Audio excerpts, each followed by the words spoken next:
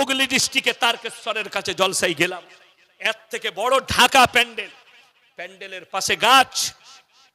আমি স্টেজে যাবার সময় দেখলাম গাছের গোড়ায় লেপটানো আছে কি একটা ঝিকঝিকি টানা, তার গোড়ায় মাটির ঘোড়া, সেখানে মাটির ঘোড়া রাখা আছে, আগরবাতি আছে, মোমবাতি আছে। আমি স্টেজে চেপেই বললাম, বাবা তোমাদের এখানে হিন্দু মুসলিমের মহব্বত খুব গো। বলে কেন হুজুর? আমরা এইখানে হিন্দু ভাইরা পুজো করে আর তোমরা এখানে জলসা করছো। বলে হুজুর ওটা আমাদেরই। আমরা তোরা কি করিস বে? বলে এখানে পীর সাহেব আছে। আমি বললাম যুক্তি শোনো, তোমার কোনো বাপের বেটা মৌলবি থাকলে নিয়ে এসো স্টেজে। কষ্টটা ওই জায়গায় লাগে। একজন অমুসলিম ভাই, হিন্দু ভাইরা তারা মূর্তির পুজো করে, ওটা ইসলামের শিরক বলা হয়েছে, ঠিক কিনা কথা বলেন? আল্লাহ ব্যতীত অপরকে বিশ্বাস করা যাবে না। তারা করলে যদি শিরক হয়, তুমি মাটির ঘোড়া রেখে সেখানে সিজদা করছো, এটা কি করে জায়েজ হতে পারে? শুনে যান, এখানে কত ধরনের লোক আছেন জানি না, আমার এই উত্তরটা এনে দিবে। যারা আমাকে ফোনেতে গালি দেয় তাদেরও ফোন তুলি, যারা দোয়া দেয় তাদেরও ফোন তুলি। আমি আমার ম্যানেজার ফোন রিসিভ করে না, আমি নিজে করি, কোনো অসুবিধা নাই, গাল দিবেন, ওটাকে আমি দোয়া মনে করি। কিন্তু হকটা শুনে যান, যদি কবরে চাদর চড়ানো জায়েজ হতো, আল্লাহর কসম তোমার মতো টেনার চাদর নয়, আল্লাহর রসুলের কবরটা আসমান পর্যন্ত হিরেমতি মুক্ত চাদরে ঢেকে যেত। ঠিক যতগুলো মাজার পূজারি আছে কবরে সিজদা দেয়, ওই গুটকা খোর আর জিলাপি হুজুর দিকে চ্যালেঞ্জ দিলাম, খাজা বাবার একটা বই বার করো, যিনি লিখে গেছেন আমি মরে যাওয়ার পরে আমার মাজারে সিজদা দিবি, সিন্নি দিবি, চাদর চড়াবি, আমার কাছে ভালো মন্দ চাইবি, আমি শওকতের বেটা জীবনে আর বক্তব্য দেব না। আমাকে দেখাও বার করে, আমাকে দেখাতে হবে না, ফেসবুকে আপলোড করে দাও বইটা, ফেসবুকে দিয়ে দাও, জগতের লোক ভারতের লোক দেখুক, অবাক হবেন। এরা যাচ্ছে আর মাজারের চাদর চড়িয়ে আসছে, গর্ব করে বলছে আমি পাথর চাবড়িতে 2000 টাকার মাদারের চাদর চড়িয়ে এলাম। ওরে হারামখোর, চাদরটা ওই পীরের দরকার নেই, তোর ঘরের পাশে চাচির গায়ে চাদর নাই, একটা চাদর কিনে দে, আল্লাহ রাজি হয়ে যাবে। এখানে হাজী সাহেব কে কে আছেন? হাত তুলেন। এ হাজী সাহেব কেউ নেই? উমরা করে এসছেন কেউ আছেন? আছে, তাও হাত তুলবেন, ভয়ের কিছু নাই তো। আমি দলিল নিতাম, ওই হাজী সাহেব আমার দলিল। মক্কা থেকে মদিনা 430 থেকে 470 কিলোমিটার রাস্তা। কত বললাম? 430 থেকে 470। কিন্তু অবাক হবেন, এইটুকু এতটা রাস্তার মধ্যে একটাও মাজার নাই। আমার বাড়ি থেকে এইখানে আমাকে ড্রাইভার বললে 82 কিলোমিটার রাস্তা হলো, 82,000-এর বেশি মাজার আছে। ঠিক বললাম না ভুল বললাম? অবাক হবেন, আমি যদি মিথ্যা বলে থাকি শুনবেন। কালকে আমার গাড়িতে চেপে চলুন, আমি সেই গ্রামে নিয়ে যাব, সেই মাজারের কাছে নিয়ে যাব। এতটা সাহস আছে এই শওকতের বেটা। আমি বলে গেলাম, কেউ বাপের বেটা হলে আমার গাড়িতে চাপুন, কোনো অসম্মান নয়। এসি মেহমানখানায় রাখবো, ঘরেতে 6 কেজি না 7 কেজি মাগুর মাছ জিয়ানো আছে, খাওয়াবো। মাদ্রাসায় খাওয়াবো না, আমার বাড়িতে খাওয়াবো। তোমাকে সকালবেলায় সেই মাজারে নিয়ে যাব। আমাকে বিচার করতে ডেকেছিল, কি হয়েছে? একদল বলছে ওরস করবো, আর একদল বলছে করতে দেবো না। আমাকে পাঠালো, কোথা থেকে? থানা থেকে, যান আপনি বিচার করুন। আমি গেলাম, আমি বললাম তোমরা কেন করতে দিবে না, আর তুমি যে ওরস করছো, বাবা এই যে মাজারটা এখানে কে শুয়ে আছে? হুজুর কেউ নাই। তাহলে কি আছে বে? বললে পাথর চাবড়ি থেকে পাথর এনে মাজার করেছি। ইমানদারির সঙ্গে বলুন, ইসলাম সত্যর উপরে টিকে আছে না মিথ্যার উপরে? সত্যর উপরে টিকে আছে। যারা আমাকে ফিতনাবাজ মনে করেন, আমি ফিতনা করি না, কিন্তু কোন বাপের বেটা যদি ফিতনা করে, সে মালকে বাঁশ দিতে ছাড়ি না। কষ্টটা ওই জায়গায়। আপনি বলছেন ইসলাম সত্যর উপরে টিকে আছে, যে মাজারে শুধু পাথর ভরা আছে, সেখানে কার কাছে আপনি চাইছেন? পাথরের কাছে। অবাক হবেন, হুগলি ডিস্ট্রিক্টে তারকেশ্বরের কাছে জলসায় গেলাম। এর থেকে বড় ঢাকা প্যান্ডেল, প্যান্ডেলের পাশে গাছ। আমি স্টেজে যাবার সময় দেখলাম গাছের গোড়ায় লেপটানো আছে কি একটা ঝিকঝিকি টানা, তার গোড়ায় মাটির ঘোড়া, সেখানে মাটির ঘোড়া রাখা আছে, আগরবাতি আছে, মোমবাতি আছে। আমি স্টেজে চেপেই বললাম, বাবা তোমাদের এখানে হিন্দু মুসলিমের মহব্বত খুব গো। বলে কেন হুজুর? আমরা এইখানে হিন্দু ভাইরা পুজো করে আর তোমরা এখানে জলসা করছো। বলে হুজুর ওটা আমাদেরই। আমরা তোরা কি করিস বে? বলে ওখানে পীর সাহেব আছে। আমি বললাম যুক্তি শোনো, তোমার কোনো বাপের বেটা মৌলবি থাকলে নিয়ে এসো স্টেজে।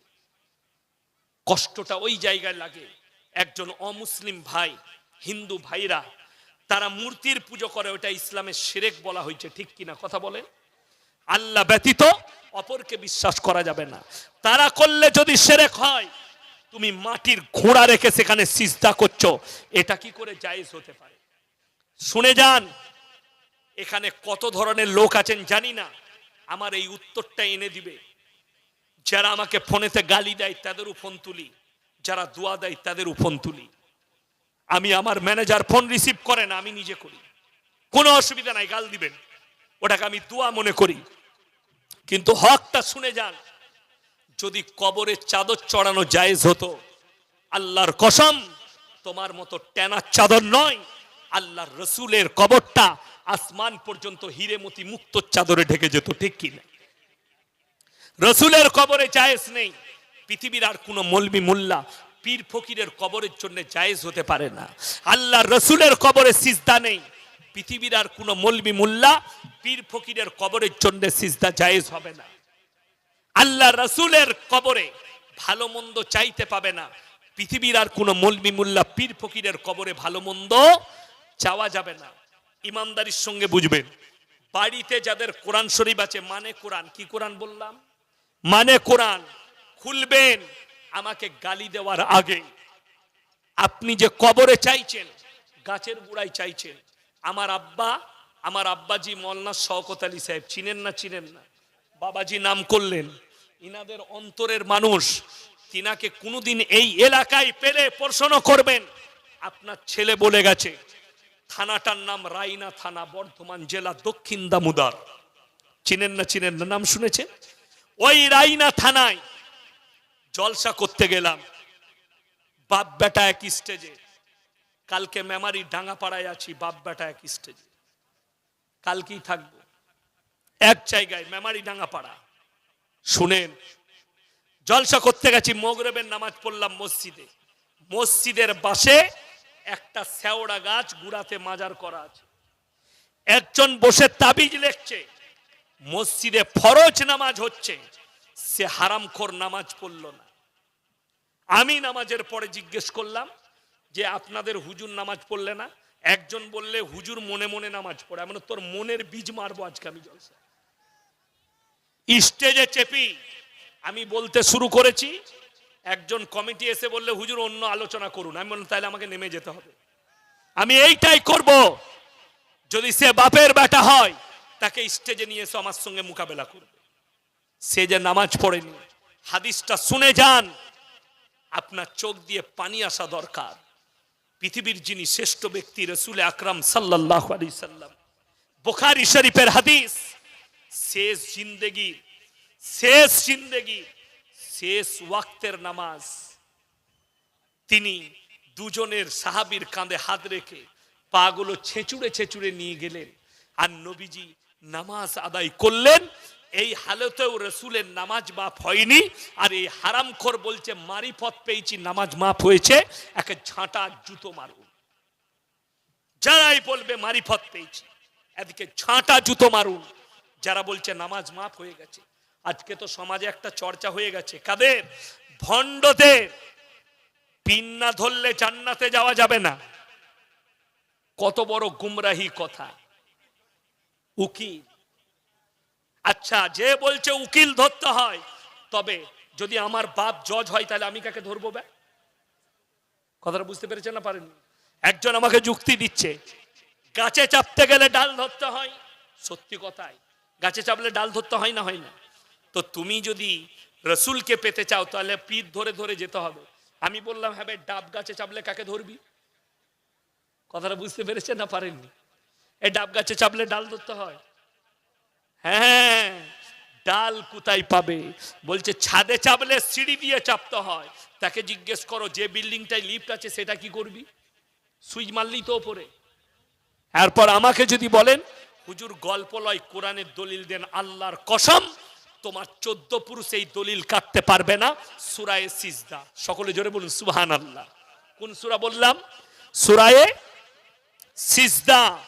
তাতাজাফা জুনুবুহুম আনিল মাদাজি ইয়াদউনা রাব্বাহুম খাউফান ওয়া তামা।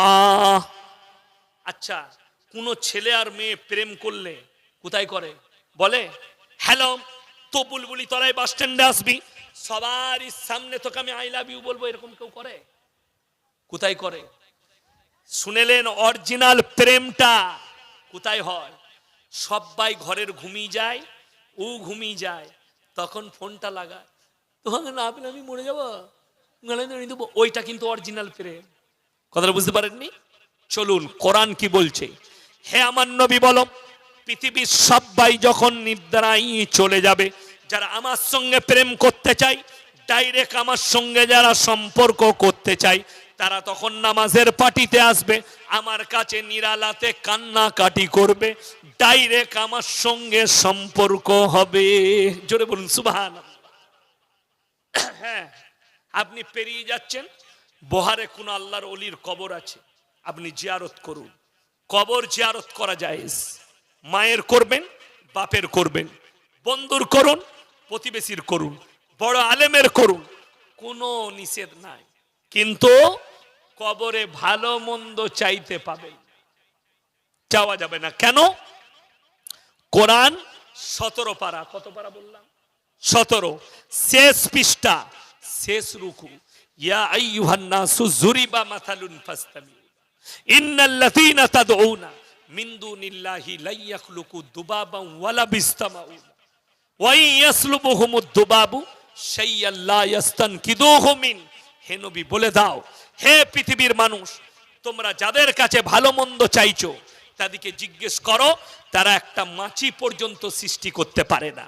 মাছি সৃষ্টি তো দূরের কথা, মাছি যদি তাদের কাছ থেকে কোনো জিনিস ছিনিয়ে নিয়ে যায়, সেটা উদ্ধার করার মতো ক্ষমতা নাই। তারা হচ্ছে শক্তিহীন, আর আমি আল্লাহ হচ্ছে পৃথিবীর শক্তিশালী রব। জোরে বলুন সুবহানাল্লাহ। বড় কষ্ট। আজকে এই হাদিসুন নিসাই সমাজ শেষ হয়ে গেল। আপনি মনে করেছেন কে বললে দোয়া করা যাবে না? বাপ মারা গেছে, যে কোনো দিন দোয়া করা যাবে না? যাবে না। আমরা মসজিদে বাপের জন্য দোয়া করি না? করি না। তাহলে 40-এর কোথায় পেলেন? আমাদের দেশে খানা হয়, 40 দিনে মিলাদ হয় না? হয় না? মিলাদ করছে, শুধু মিলাদ নয়, বাইক নিয়ে 1 সপ্তাহ আগে বেরিয়েছে দাওয়াত দিতে, খালার ঘরে যাচ্ছে, খালাকে, ফুফুকে, বুনাইকে, বোনকে, মামাকে, মামিকে, এমন ভাবে দাওয়াত দিচ্ছে মনে হচ্ছে ওর বাপের বিয়ে। কষ্টটা ওই জায়গায়, আপনারা জানেনই না।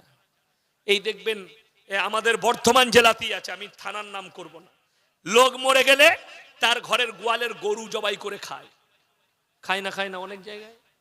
শুনেলেন হাদিসটা, যার বাড়িতে মাইয়াত হবে, রাসূলের হাদিস, 3 দিন তার বাড়িতে চুলা জ্বলতে দিও না, এটা প্রতিবেশীর হক।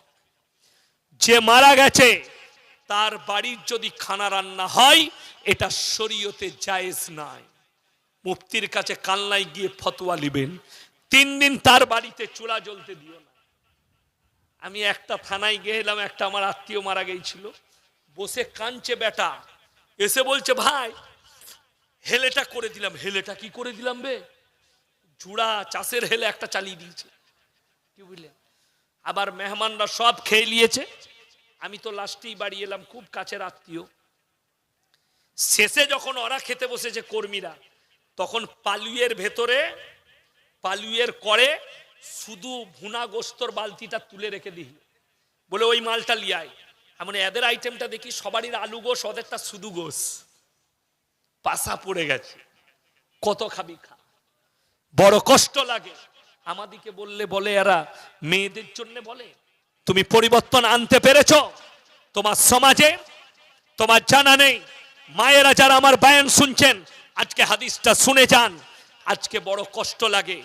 অধিকাংশ 100টার মধ্যে হাদিসে যেটা আছে, বেশিরভাগ মেয়ে জাহান্নামে যাবে, তার নাম্বার 1 কারণ হচ্ছে স্বামীর অবাধ্যতার কারণে।